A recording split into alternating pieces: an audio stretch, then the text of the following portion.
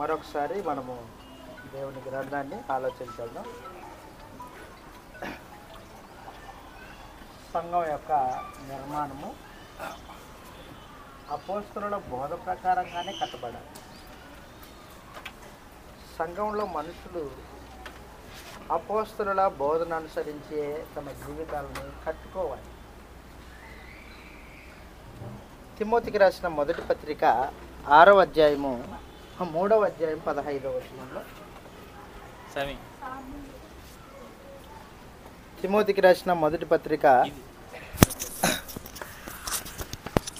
3వ అధ్యాయం 15వ వచనంలో ఈ మాటలు రాయబడ్డాయి.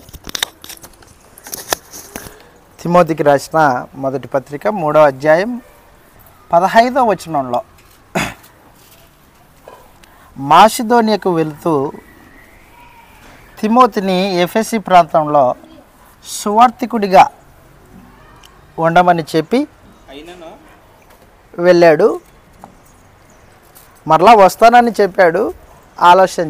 ఆలస్యమైందనమాట. చెప్తున్నాడు, అయినను నేను ఆలస్యం చేసిన ఎడల దేవుని మందిరంలో అనగా అదిగో జీవం కలిగిన దేవుని సంఘం, అది జీవము గల దేవుని సంఘము దేవునిది.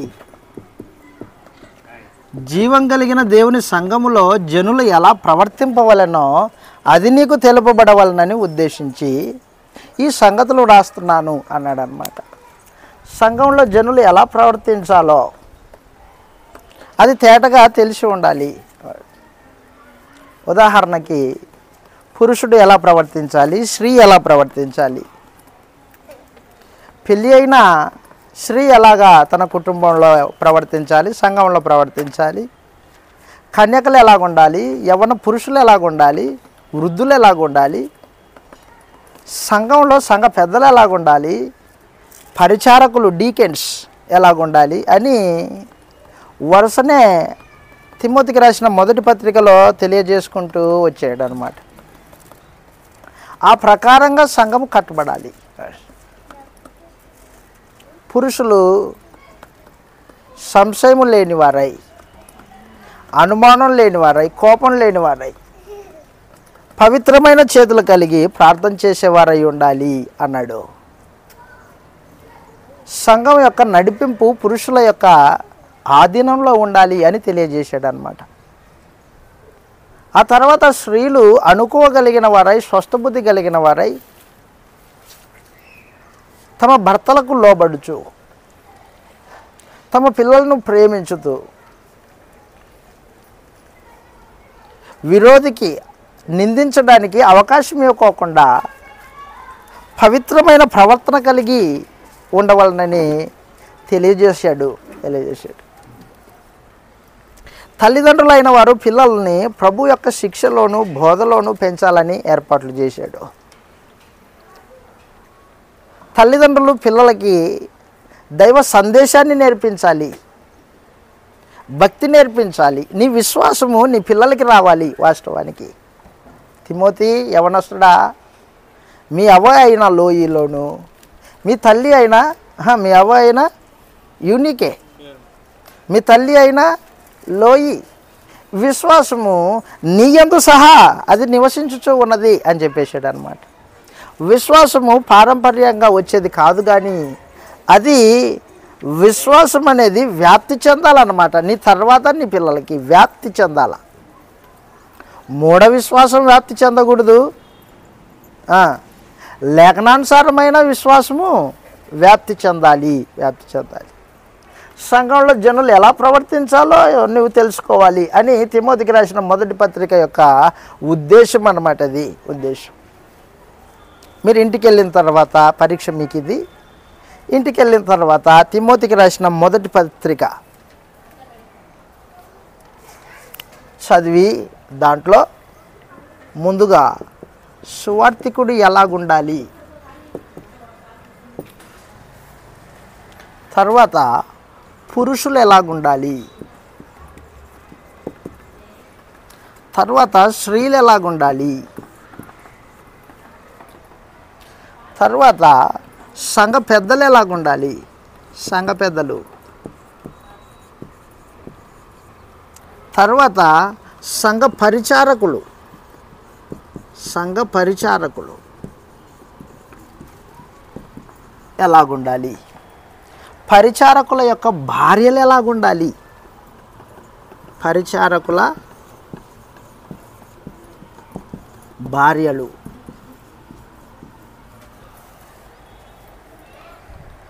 ఎలాగుండాలి. ఆ తర్వాత యవ్వన పురుషులు ఎలాగుండాలి, యవ్వన పురుషులు, యవ్వన పురుషులు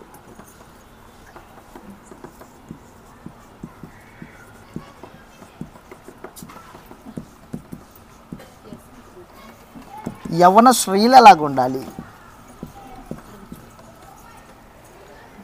చాలా పెద్ద పరీక్ష పెడుతున్నాను మీకు. విధవరాండ్రు ఎలాగుండాలి, విధవరాండ్రు భర్త చనిపోయిన స్త్రీ, విధవరాండ్రు ఎలాగుండాలి.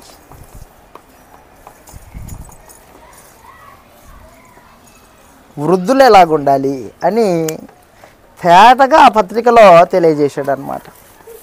లేదు, ఒకరి కింద నువ్వు ఉద్యోగం చేస్తున్నావు, ఒకరి కింద నీవు ఉద్యోగం చేస్తున్నావు, ఉద్యోగం చేస్తున్నప్పుడు నీ యజమాని పట్ల నువ్వు ఎలాగా ప్రవర్తించాలి, యజమానిని నీ మనసులో ఏ రూపంగా ఆలోచన చేయాలి అని తేటగా ఆ పత్రికలో తెలియజేసాడు అన్నమాట. ఎప్పుడైతే అపోస్తలుల యొక్క బోధలో సువార్తికుడు, పురుషులు, స్త్రీలు, సంఘ పెద్దలు, సంఘ పరిచారకులు, పరిచారకుల భార్యలు, యవనస్తులు, యవన స్త్రీలు, విధవరాండ్రు, వృద్ధులు, యజమానులు, దాసులు,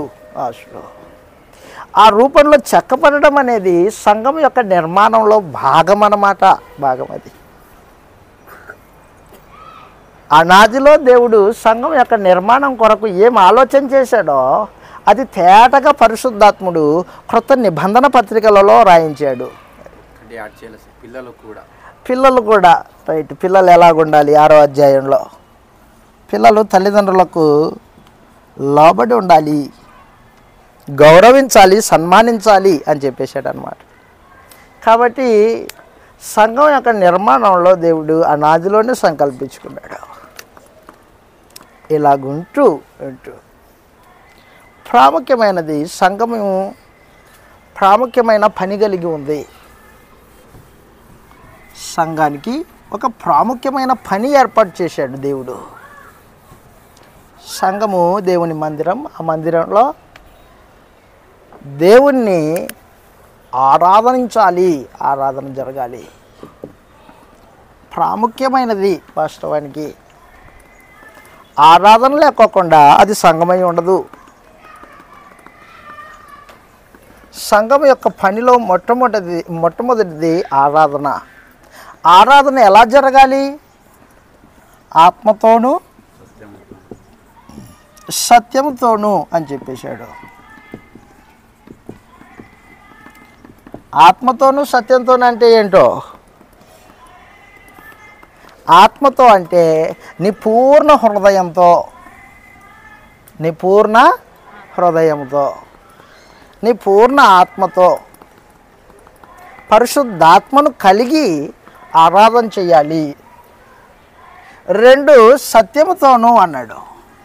సత్యముతో అంటే వాక్యానుసారంగా, నీ వాక్యమే సత్యము అని చెప్పాడే. వాక్యానుసారంగా, వాక్యంలో సూచించిన ప్రకారంగా. వాయిద్యాలు వద్దు అన్నాడు, వాయిద్యాలు వాయిస్తాను అంటాడు మనిషి. ఏదో వద్దంటాడో అది చేస్తాడు. చెప్పాడు కదా, మానవుడు సంకల్పాన్ని హేళన చేయడానికి, అవమానపరచడానికి పూనుకొని భక్తి పేరిట మోసపోయి అపవాదికి సిద్ధపరిచిన నిత్యాగ్ని దండనకు తరలింపబడుతూ ఉన్నారు అనేక మంది. ఆరాధన చేస్తున్నాం మేము అంటాడు. చప్పట్లు కొడతాడు, వాయిద్యాలు వాయిస్తాడు, తాళాలు కొడతాడు. సితారా వాయిస్తాను అంటాడు, డప్పు వాయిస్తాడు, నేను ఎంత బాగా వాయిస్తానో తెలుసా అంటాడు. ఎవడికి కావాలి నీ వాయిద్యము వాయిస్తామని? కాబట్టి దేవుడు ఆరాధన కోరుకున్నాడు. ఈ ఆరాధన సంఘంలో జరగాలి. ఆరాధన చేసేటప్పుడు దేవునికి మహిమ కలగాలి. మహిమ కలగాలి. ఎట్లా వస్తుంది దేవునికి మహిమ? మహిమ అంటే ఏంటి అసలు? ఆయన మాటను అలాగున జరిగించినప్పుడు దేవునికి మహిమ. మహిమ. ఎఫెసీ పత్రిక 3వ అధ్యాయము సంఘములో ఆరాధన. ఎఫెసీ పత్రిక 3వ అధ్యాయం చివరి వచనాలలో, ఎఫెసీ పత్రిక 3వ అధ్యాయం చివరి వచనాల్లో ప్రత్యేకించి 20-21లో మనలో కార్యసాధకమైన తన శక్తిని బట్టి చొప్పున మనం అడుగు వాటన్నిటికంటేను ఊహించు వాటన్నిటికంటేను దేవునికి క్రీస్తు యేసు మూలముగా, అదిగో క్రీస్తు యేసు మూలముగా సంఘములో తరతరములు సదాకాలము దేవునికి మహిమ కలుగును గాక. అదిగో మహిమ. మహిమ ఎక్కడ వస్తుంది దేవునికి? సంఘంలో వస్తుంది. సంఘానికి బయట దేవుని మహిమ ఉండదు. పెద్ద పెద్ద మీటింగ్స్ పెట్టి మనము దేవుణ్ణి మహిమపరచుకుందాం అంటాడు, మహిమపడదాం అంటాడు. వాయిద్యాలు మామూలుగా ఉండదు. అక్కడ కాదు దేవునికి మహిమ. ఎక్కడ మహిమ దేవునికి? సంఘంలో మహిమ. వాక్యానుసారంగా జరిగించినప్పుడు దేవునికి మహిమ వస్తుంది. నీవు సత్క్రియలు చేసినప్పుడు, ఇబ్బందుల్లో ఉన్నవారిని ఆదుకొనినప్పుడు, నీకున్న దాంట్లో నీ ఎదుటివానికి సహాయం చేసినప్పుడు, సత్క్రియలు చేసినప్పుడు దేవుడు మహిమపరచబడతాడు. మత్తయి సువార్త 5వ అధ్యాయము 14వ వచనంలో ఈ మాట రాయబడింది. మత్తయి సువార్త 5వ అధ్యాయం 14వ వచనంలో సత్క్రియలు చేయటానికి దేవుడు సంఘాన్ని ఏర్పాటు చేసి పెట్టాడు. అనాదిలోనే సంకల్పించుకున్నాడు. 5వ అధ్యాయము 14వ వచనంలో మీరు లోకమునకు వెలుగై ఉన్నారు అన్నాడు. అదిగో 5వ అధ్యాయం 14వ వచనంలో మీరు లోకమునకు వెలుగై ఉన్నారు,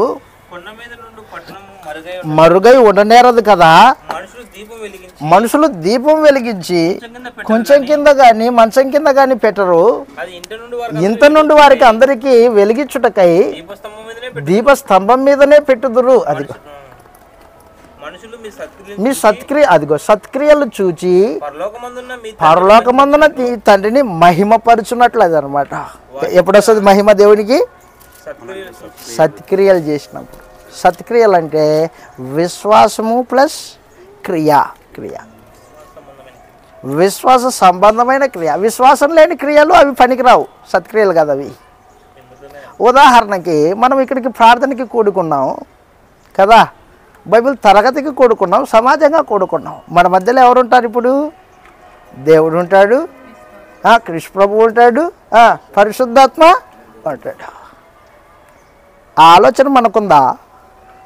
మన మధ్యలో దేవుడు ఉంటాడు, ప్రభు ఉంటాడు, పరిశుద్ధాత్ముడు ఉంటాడు అనే ఆలోచన ఉంటే మనం కూడిక విశ్వాసంతో జరిగింది అన్నమాట. లేదనుకో, ఏదో వచ్చాం, పిలిచారు కాబట్టి వచ్చాం, బైబిల్ తరగతి అన్నాడు కూర్చున్నాం. ఇది కాదు, ఇది విశ్వాసంతో జరిగించిన క్రియ కాదు.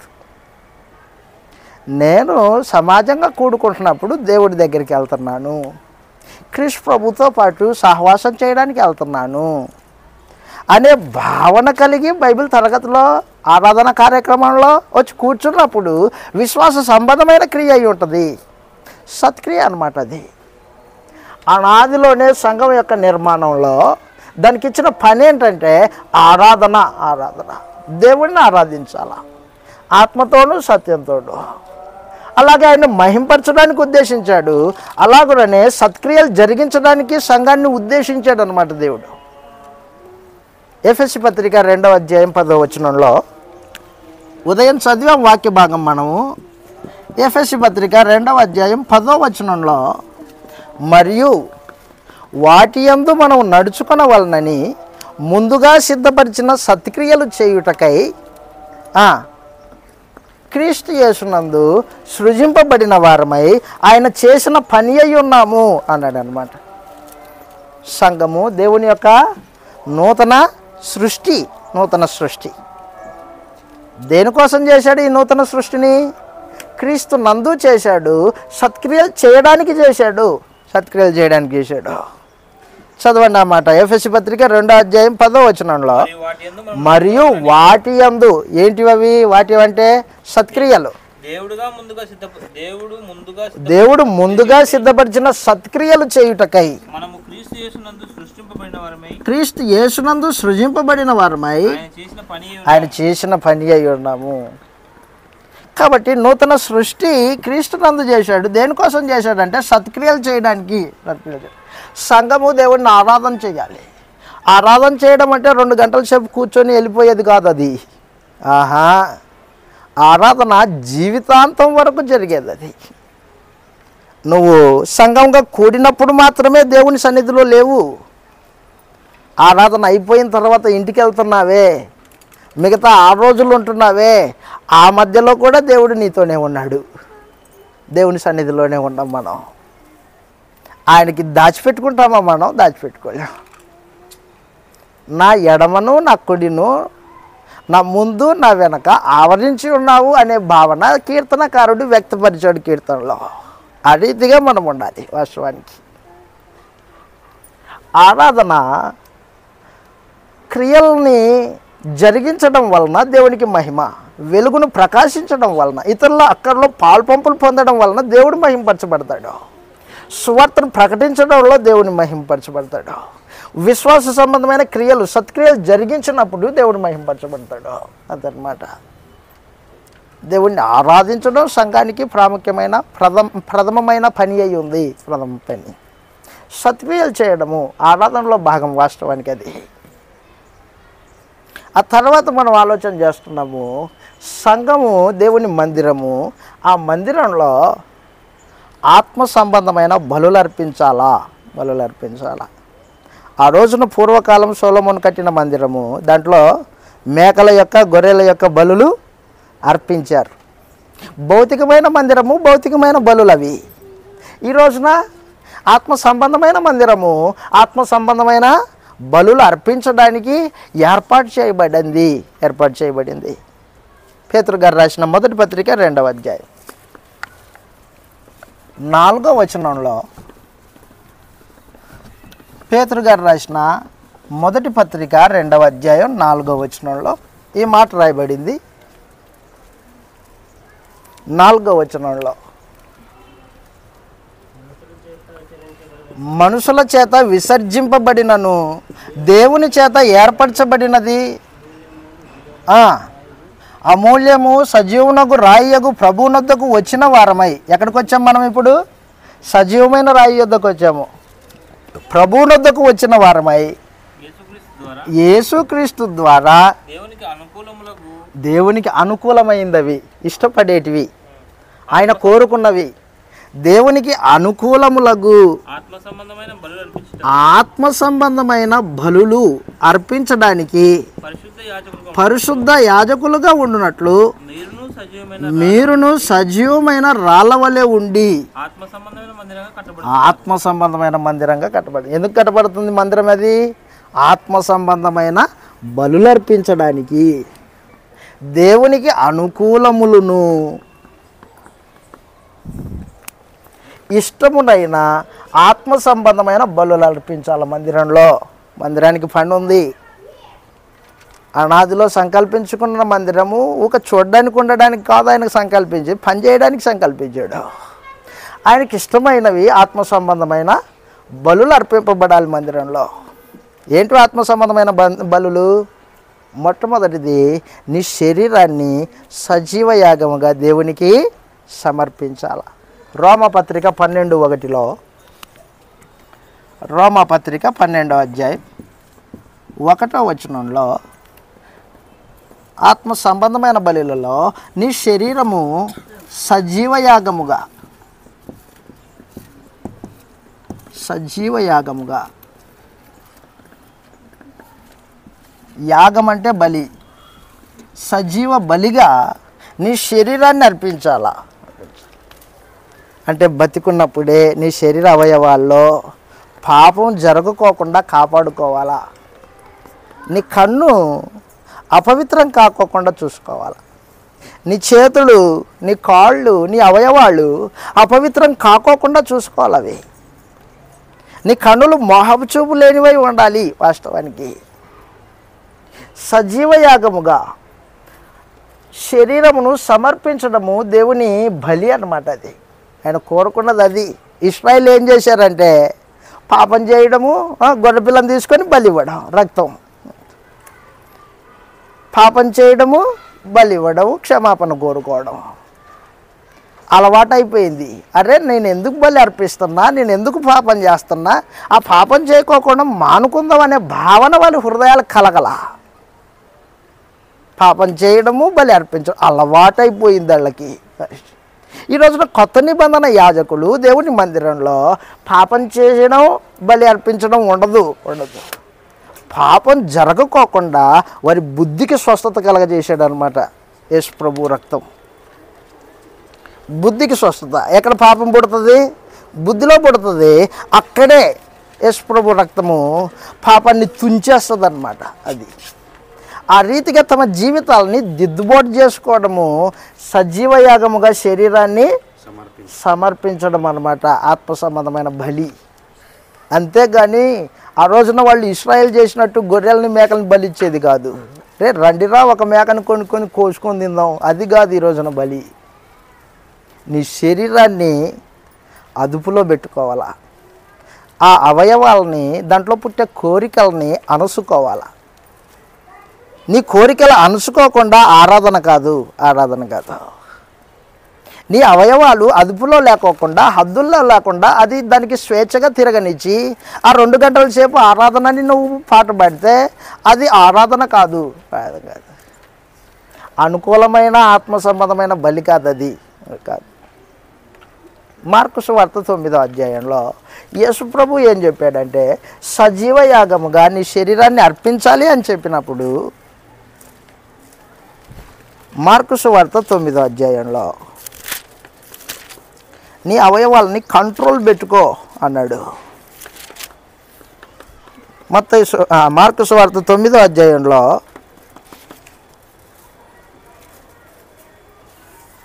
43వ వచనం నుండి నీ ప్రవర్తన జాగ్రత్త.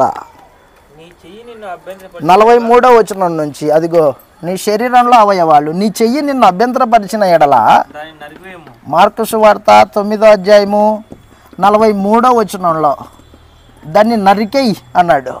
నరికేయి అంటే నరికేయమని కాదు దాని ఉద్దేశము, అదుపులో పెట్టుకోని. ఒకవేళ దాన్ని అదుపు లేకోకుండా, హద్దులు లేకోకుండా స్వేచ్ఛగా తిరగనిచ్చావనుకో, అపవిత్రత జరుగుతుంది. అపవిత్రత జరిగితే ఏం జరుగుతుంది? నీ శరీరం అపవిత్రమవుతుంది, దైవ సహవాసం కోల్పోతావు, నిత్యత్వం దేవునితో కాకోకుండా అపవాదికి దాని దూతలకి ఏర్పాటు చేసిన నిత్యాగ్ని దండానికి వెళ్ళిపోతావు. ఎంత ప్రమాదమో. అవయవాలు అదుపులో లేకపోతే నీ గమ్యము తారుమారు అయిపోతుంది. సంఘంలో ఉన్నావనుకుంటున్నావు నిర్మాణంలో, కానీ నువ్వు నీ శరీరాన్ని బట్టి సంఘానికి వెలుపల ఉన్నావు.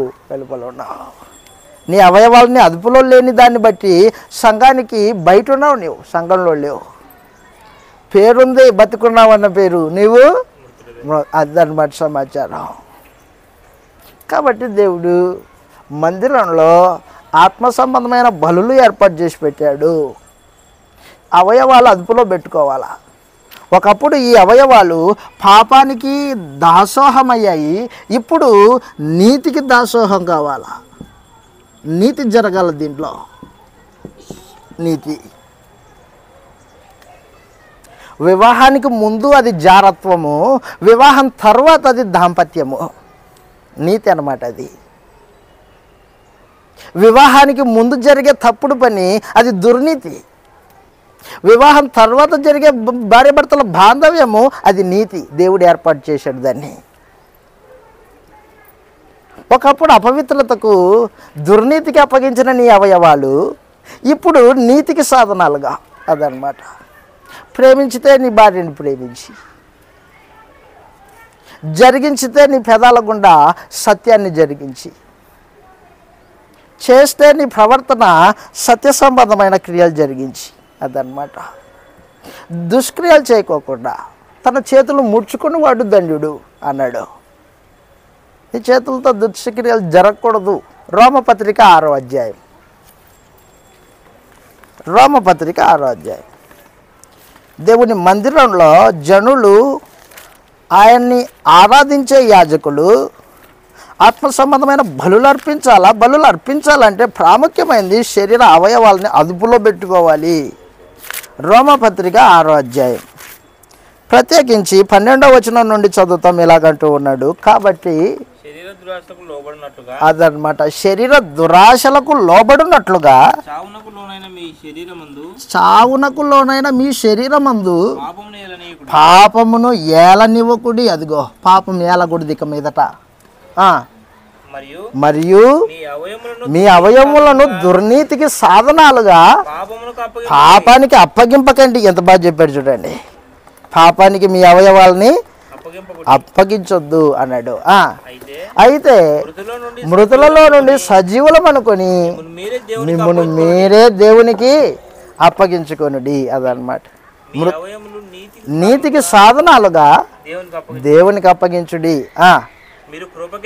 మీరు కృపకే గాని ధర్మశాస్త్రంకు లోనైన వారు కారు గనక. అదనమాట. పాపం ప్రభుత్వం చేయకోకుండా అవయవాలని అదుపులో పెట్టుకోవడం అనేది భక్తి. క్రొత్త నిబంధన యాజకుడు తన శరీరాన్ని సజీవయాగంగా అర్పించడం. విచిత్రం ఏంటంటే శరీరమును ఇష్టం వచ్చినట్లుగా వాడుకొని దాన్ని అపవిత్రపరుచుకొని చెప్పినా కూడా హద్దుల్లో లేకుండా దాన్ని స్వేచ్ఛగా తిరగనిచ్చి నేను క్రైస్తవుడినే అనుకుంటాడు మనుషుడు. చనిపోయిన వెంటనే నిత్యత్వము దేవునితో కాకోకుండా నరకానికి వెళ్ళిపోతుంది. అదనమాట. సంఘం యొక్క నిర్మాణం అలా చేయబడలేదు. సంఘం యొక్క నిర్మాణము దేవుణ్ణి ఆరాధించడానికి, అలాగుననే ఆత్మ సంబంధమైన బలులు అర్పించడానికి, సత్క్రియలు చేయడానికి, సంఘము క్షేమాభివృద్ధి పొందడానికి, దేవదూతలకి సైతము సువార్త ప్రకటించే జ్ఞానము బోధించడానికి ఉద్దేశింపబడింది సంఘం.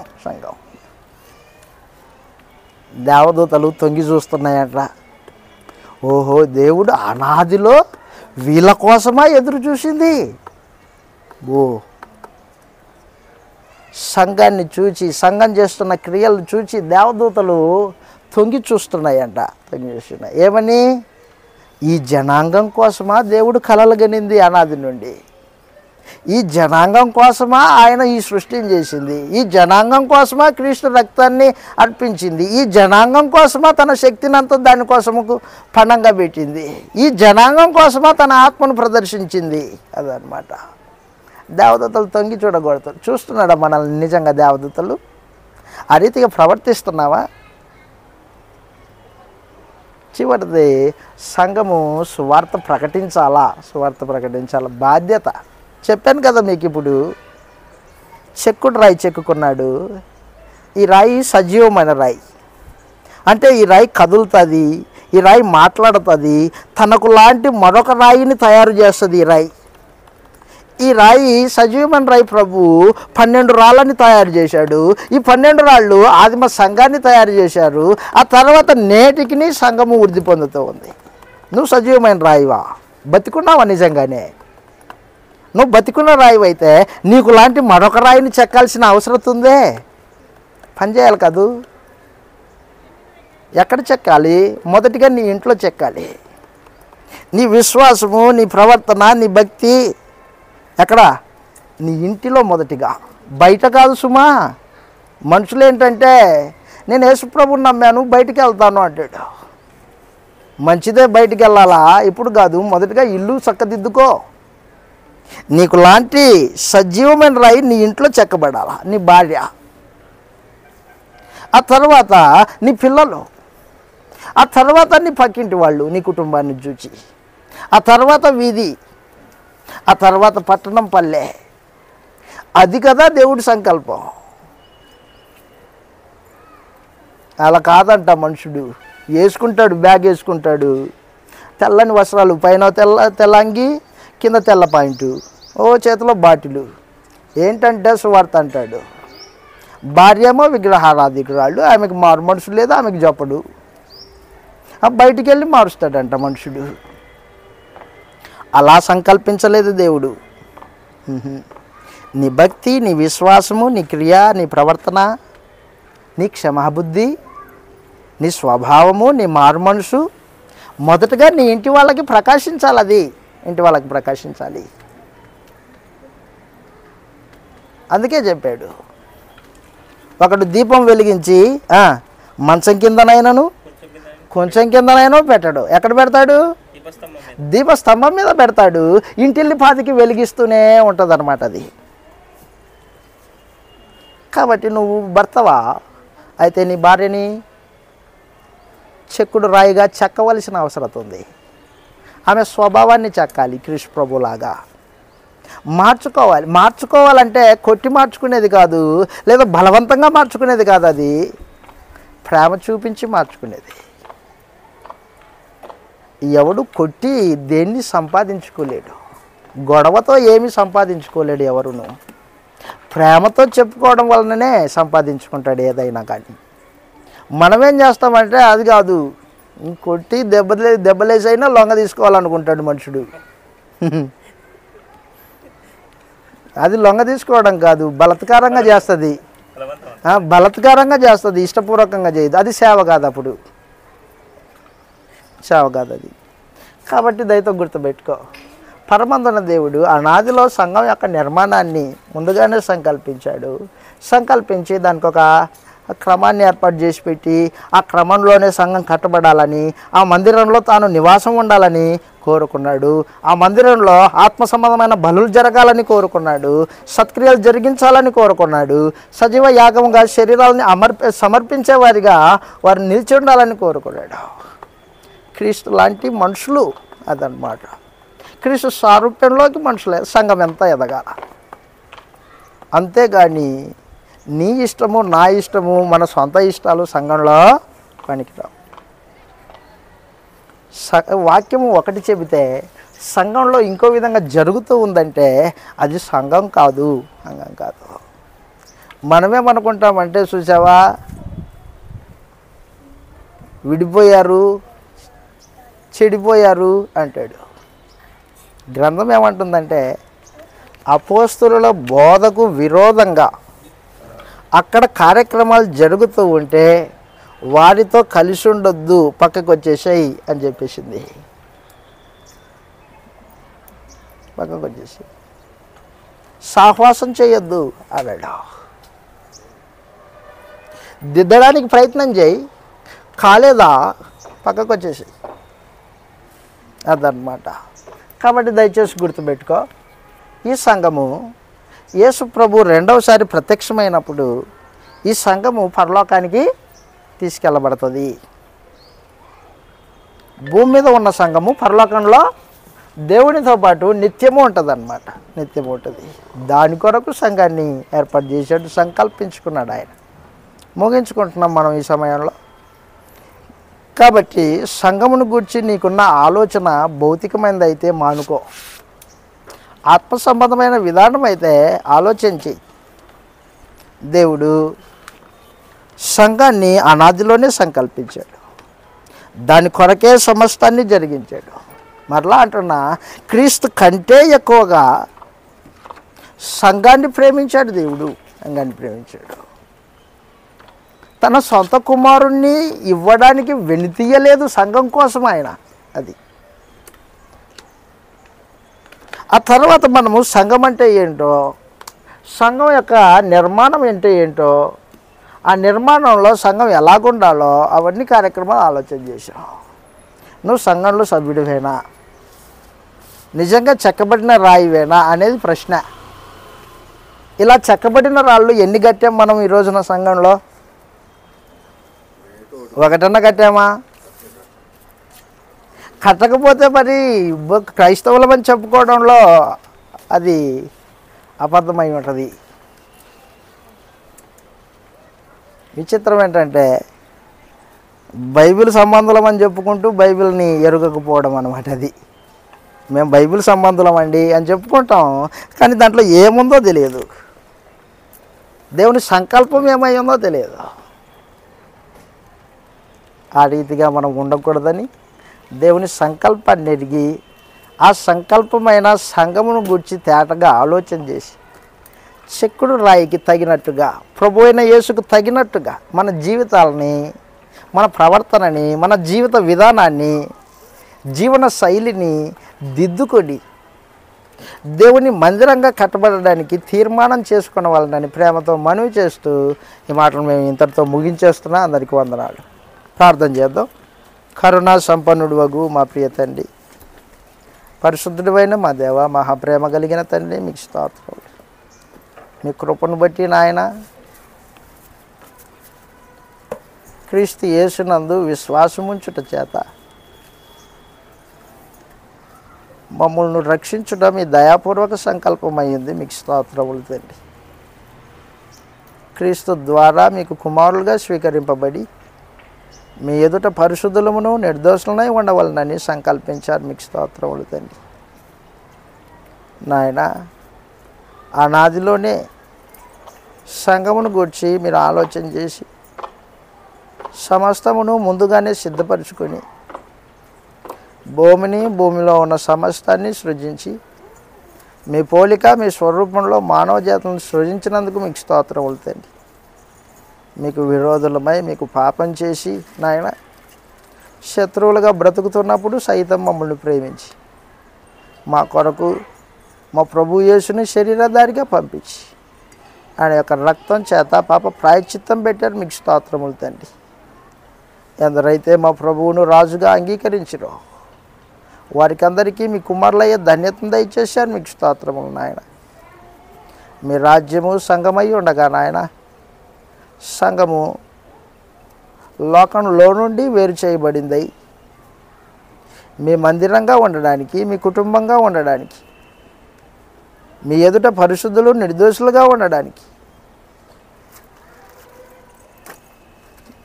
మా ప్రభు యొక్క శిలువ సందేశాన్ని ప్రకటించడానికి, సత్క్రియలు చేయడానికి, మిమ్మల్ని ఆరాధించడానికి సంకల్పించారు. మీకు స్తోత్రములు తండ్రి. మమ్మల్ని మేము అపోస్తలుల బోధలో సరిపోయినట్టుగా పర్ఫెక్ట్గా దిద్దుబాటు చేసుకుని మీకు ఇష్టమైన మందిరంగా కట్టబడడానికి సహాయం అనుగ్రహించండి తండ్రి. మా అజ్ఞానకృతములు, అవిధేయతలు, తెలియని మా పాపములు దయతో క్షమించవాలని వేడుకుంటూ మీకు అనుకూలంగా ఆత్మ సంబంధమైన బలులు అర్పించు యాజకులుగా, రాజులుగా ఉండడానికి సహాయం అనుగ్రహించండి నాయన. మా ప్రభు యేసుని మా హృదయంలో ఏలికగా ప్రతిష్ఠ చేసుకుని అన్ని విషయాల్లో మా ప్రభుకు లోబడుతూ మా ప్రభువు మాకు శిరస్సు అయి ఉండగా నాయన, సంఘమైన శరీరమై ఉండగా మా ప్రభు యొక్క ఆజ్ఞలకు లోబడి నడుచుకొనగలుగునట్లు సహాయం అనుగ్రహించండి తండ్రి. నాయన కార్యక్రమం అంతటినీ సజావుగా జరిగించిన దాన్ని బట్టి మీకు స్తోత్రములు తండ్రి. నాయన మేము నిష్ప్రయోజనమైన దాసులమై ఉన్నాం తండ్రి. మేము చేయవలసిందే చేసి ఉన్నాం. దయతో మమ్మల్ని కనికరించండి. మీ చిత్తానికి అనుకూలంగా మేము నడుచుట్లో సహాయం అనుగ్రహించవాలని నాయన కూడి వచ్చిన ప్రియులైన వారిని, సహోదరి సహోదరులని దయపెట్టండి. మేము వాక్యమును అర్థం చేసుకుని నాయన క్రమంగా మీ సంకల్పాన్ని ఎరిగి మీ మందిరంలో సజీవమైన రాళ్ల వల్లే కట్టబడగలుగునట్లు కృప దయచేయవాలని ప్రార్థిస్తూ ఉన్నాం తండ్రి. నాయన దయతో మమ్మల్ని అందరినీ కనికరించి దూర ప్రాంతం నుంచి వచ్చిన వారిని దయతో సహాయం అనుగ్రహించి ప్రయాణంలో తోడుగా ఉండి నడిపించవాలని వేడుకుంటూ ఈ ప్రార్థన మా ప్రభు యేసుక్రీస్తు వారి పరిశుద్ధమైన నామములో సమర్పిస్తూ ఉన్నాం తండ్రి. ఆమేన్. అందరికీ వందనాలండి. అందరికీ వందనం. వందనాలు శ్రీరామ్. వందనాలు సార్. వందనాలు అబ్బా. వందనాలు అక్క. వందనాలు.